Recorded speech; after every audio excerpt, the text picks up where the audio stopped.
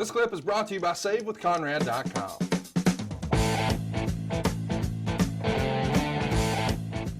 Talk about while we're here, it's King Kong Bundy, the walking condominium, Bundy! Devastation himself. Just some of the names used to describe Christopher, better known as King Kong Bundy. Did you ever call him by his real name, or was he always Bundy to you? I used to call him Chris, yes. Chris Palace, I believe. Palace, I don't know how the hell you say it. But I used to call him Chris, yes, because he was a very down-to-earth guy to me, and that's how he referred to himself. So he was always just Chris to me. Nice guy. We're covering him today because tomorrow would have been his 65th birthday. He was born on November 7th, 1955 in Woodbury, New Jersey. He grew up with 2 sisters and 3 brothers. As a young man, he attended Washington Township High School in Sewell, New Jersey. He became a heavyweight wrestler on the team, winning 2 regional titles. His brother Jeff also wrestled, which likely made him even more competitive amongst each other and everyone else. Bundy winds up graduating high school in 73, and then it's time to look at the wrestling business eventually. He winds up at the Monster Factory in New Jersey, of course, trained by the famous Larry Sharp. He had his first match on March 7th, 1981 for the World Wrestling Federation. Hell of a place to debut. A lot to unpack here. What can you tell us about New Jersey as just a breeding ground for wrestlers? You know, in college football, historically, guys look to Texas and Florida and perhaps California. Those are like prime real estate areas for recruiting. Is New Jersey, Minnesota? It feels like it's on a short list. Jersey is, of places where a ton of great wrestling talent that we all know and love are going to come from. Well, at the time, there were so few places that you could go. There were no wrestling schools per se, with the very few exceptions of Larry Sharp's Monster Factory, which was in New Jersey. And if you wanted to get into the business and you didn't have that then that was one place that you could start, because Larry would definitely take your money and Larry would definitely put you in a class to, quote, learn how to be a wrestler. And that was the reputation of Larry Sharp. Larry had a few students that made it, Bundy being one of them, Bam Bam Bigelow being another one.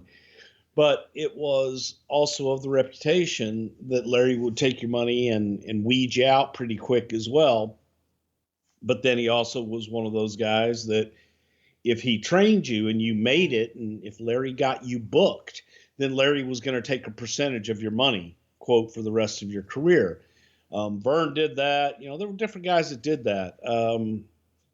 That was also kind of part of the norm. Some people were okay with it. Some people frowned upon it. Let's talk about some of the Larry, you know, one more time. No, sorry. I thought you cut your mic off there and you were going to burp or fart or whatever it is you do when you do that. I had to cough, Connie. Okay. Sorry. You got to get hot. I just thought when you were relieving yourself, I could talk, but if you're still going, I'll just be quiet until you're done. See, I tried to do it quickly so that there would be no interruption, but I obviously wasn't quick enough. But I think that the biggest thing that we have learned about this is that King Kong Bundy made his wrestling debut on my birthday in 1981. Let's talk about some other names who went through the Monster Factory who were trained by Larry Sharp. The Godfather, Kevin Von Erich, Virgil, Tatanka, JT Southern, Sheamus, Rocco Rock, Raven, the Pit Bulls, Balls Mahoney, the Headbangers, Chris Harris, Sanjay Dutt, Chris Candido, D'Lo Brown, Tony Atlas, Big Show. And if I'm honest, I think the first guy I ever heard associated with Larry Sharp's school was Bam Bam Bigelow. And I do think it's kind of fun going back through history, how many big guys he helped break in, whether it was Big Show or it was Bam Bam or it was Balls Mahoney or King Kong Bundy. It's, Larry Sharp knew how to pick some Miracle Grow level dudes.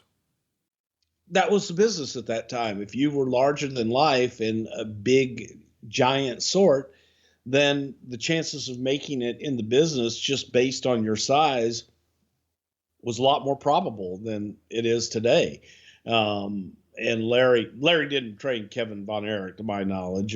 Kevin Von Erich was trained in Dallas with his old man. And maybe, you know what, maybe Kevin did go up there for some finishing touches with Larry. And same thing with Tony Atlas. To my knowledge, Tony was trained with the Andersons and some other folks. But then again, he sure as hell could have been trained by Larry Sharp. Larry was one of those guys. Larry was a journeyman wrestler that found a niche in New Jersey and was able, Larry was the quintessential just showman.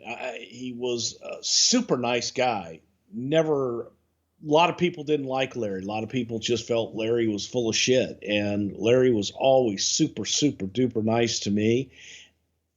And it's like, okay, he had the reputation for taking people's money and doing shit. Well, if you had that reputation and you didn't like it, then don't do it. It's kind of simple.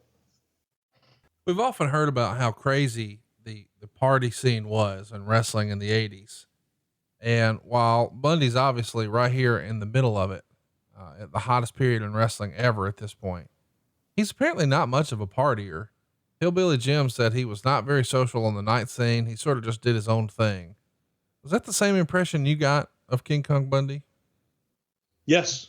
Chris liked to do pretty much his own thing, would go back to his room, eat a pizza and go to bed. He wasn't I don't know if Bundy drank or not. I believe he did. But I don't know that he ever really went out and partied with anybody. I certainly never did. So to say that I witnessed it, I can't say that I ever did one way or another. Hey, it's Conrad Thompson. Thanks for checking out the podcast here on YouTube. Be sure to hit the subscribe button and the notifications bell so you get a notice anytime we upload some new content. And go save yourself some money right now. If you're in a 30-year loan or you have credit card debt, it's not a matter of if I can save you money. It's a matter of how much. Find out right now for free at SaveWithConrad.com.